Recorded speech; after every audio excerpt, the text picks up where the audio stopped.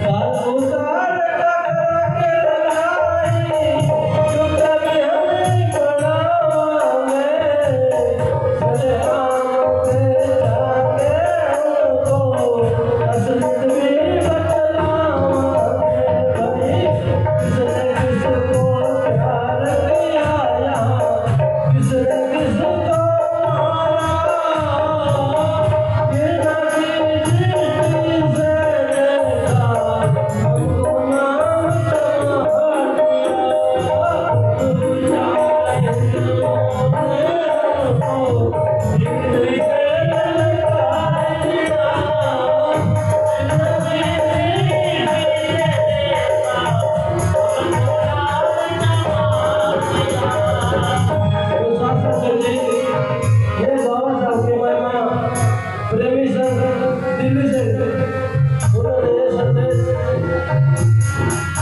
देकर के भेजे हैं और हमने अपने हक लेने हैं।